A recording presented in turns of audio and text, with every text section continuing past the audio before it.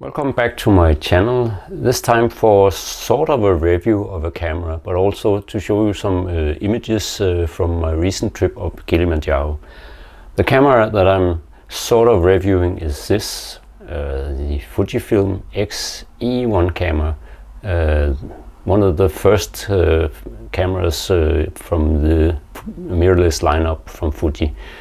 I didn't shoot it on that trip with the 18mm, the Artisan 18mm lens. I shot it with a Fuji 27mm f2.8. But this lens I have a review of that I made previously, and you can see it up here. But how do I use this camera, this old camera, and what do I get from it? Well, let's have a look at it.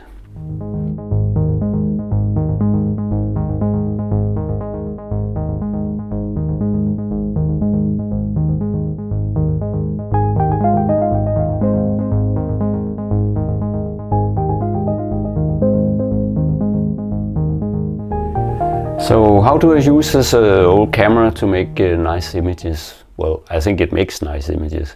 I usually set it in what I call JAW mode. Yes, you heard me right. JAW mode, that's of course a combination of JPEG and RAW. So I set the camera like this. And that means that when I go into the film simulations, I very often choose this, black and white. So I shoot JPEGs in black and white, but at the same time I will have the RAWs. So if I decide afterwards that I actually don't like the black and white image, I can still get the color image out of this camera, and that's a very nice option to have.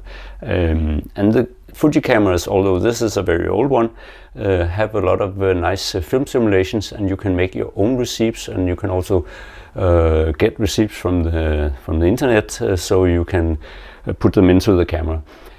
Because this is a very old sensor, it cannot take all the film simulations that are available for the Fujifilm cameras. Of course, the newest ones have the most film simulations, but I do like some of the old style film-like simulations, and especially the black and white simulation that is actually in this camera from the beginning is quite nice. Another thing that's very important for me is that it's a rangefinder style camera, so it actually has the viewfinder on the back to the left of the camera. So when you take it to your eye, you hold it like this, meaning that you can actually see what's happening besides what's seen in the viewfinder. So you can actually see things coming from the side and can expect that they will arrive in your frame. So that's what I love so much about viewfinder style. Instead of you hiding behind the camera, you're sort of just having it to the side. And that's the thing that I love about this style of cameras, and why I like to shoot with this camera. Of course, I could use an X Pro 1, which is a bit larger and also has the optical viewfinder. This is only electronic viewfinder, but that's a bigger camera, and I like that it's not so large. It's a quite compact camera, of course, especially with this 18mm Artisan lens, but also with the 27mm, which is sort of around 40mm-ish in full frame terms. That's also a nice lens to walk around with. But it can take all the lenses from the Fuji lineup, so it's a nice camera. And the image quality, although this is only 16 megapixel, is quite nice. And actually, for most purposes, I don't need more than 16 megapixels. Of course, if I have to make images with insane resolution, I go to my Hasselblad cameras, and I have the X2D with its 100 megapixel resolution. But very often, I don't need more than this camera can supply.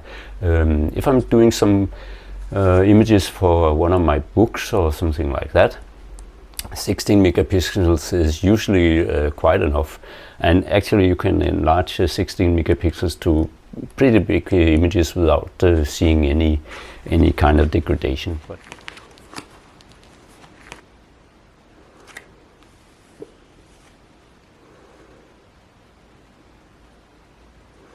It's a lovely camera. It's very easy to use and has all the controls that I like to have, except maybe for one. I would have liked to have the shutter speed up here, which I don't, but that's okay. I have it. I have an X-T2 also, which is a bit newer sensor than this one, and that has more of the retro style than this one has. But it's a good compromise between having the rangefinder style camera, which it would be awkward to have the setting the dial up here as well, because that would be in the way of the viewfinder. But it is nice, and I like it a lot. I very often shoot this camera with other lenses than Fuji lenses, vintage lenses that I use by adapting them with a small adapter between the lens and the camera body. And when I do that, I always use manual focus. And when I'm in manual focus, I can go in here and press this button, and then it'll take you, it will zoom in into the image, and it's much easier to set the correct focus. So that's a nice feature on this camera. I know a lot of cameras has this feature, but I use it all the time. I don't use peaking, different colors shining up on the objects that are in focus. I like more to use this punch in to zoom, and then you can set the focus quite correctly. It is by no means a fast camera. The autofocus with the Fuji lenses on this camera is pretty slow, but for my style of photography, which is portraits of the locals when I'm traveling and a lot of nature photography, this will do the job just nice. But actually, if you want to shoot lots of frames after each other, then this camera also has a setting for that, because you can choose between 3 or 6 frames per second. And it also has bracketing, so you can also choose bracketing if you want to use that, and can set it up in different ways. So also those settings that really suit me, it's in this camera. We started by staying at Hotel Springland in Moshi town, and the first place where we started our trip is the Lemosho gate, as we did the Lemosho route. And here we are on our way up through the jungle, where we saw many monkeys on the way. Many of my portraits are shot in black and white, or rather I stayed having them in black and white. This is the first camp that we stayed in, Michimukuba, also called Big Tree Camp. And here we are on the first real trekking day up the mountain, and you can see a lot of parasitic volcanoes here in this image. I also shot some flowers and different peculiar plants on the way.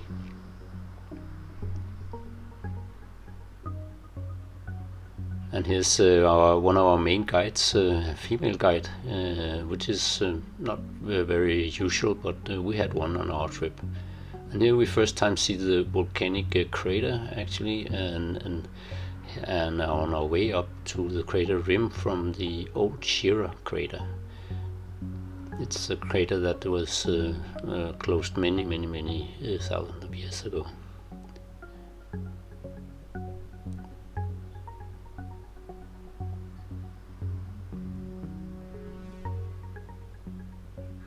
And in the background you have Mount Meru, which is also a volcano, which is actually active, and you have a view to it from Kilimanjaro. And actually one of the best views you can get of Kilimanjaro is from Mount Meru. Some days we had a bit of mist, but otherwise it was pretty nice weather all the time. And some very strange plants we also met. Here we're just below the volcano itself, the crater, and going up to the last camp before we are going to make the actual ascent during a night. And this is the Barafu camp, which is the highest camp at which we stayed. And we ascended during the night, and here we are up on the crater rim, and there's some small glaciers up there. There's not much left, but there still is some small glaciers. And yeah, some video from going to the summit, and you can see Mount Meru again in the background, and the shadow of Kilimanjaro.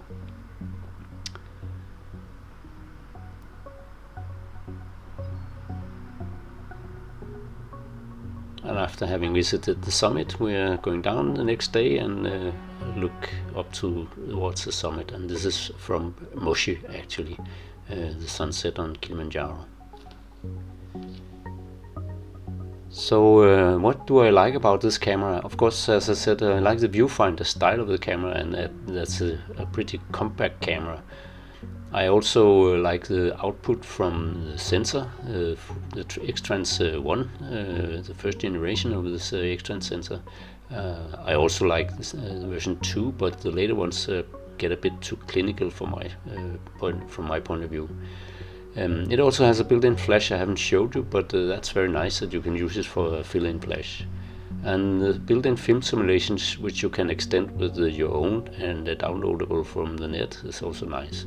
And of course, compact size also goes with small size and weight. What I don't like so much is that the LCD is fixed. It's not tiltable, so you can't take low angle or photos low down.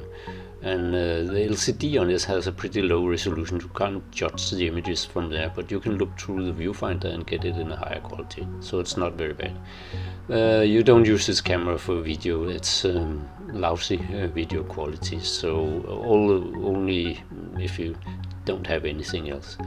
And of course, the limited amount of film simulations. I like the newer ones have many film simulations, but I like the output from this sensor better, so it's a kind of a balance. And then it lacks an optical viewfinder like the X Pro 1, so I would like that.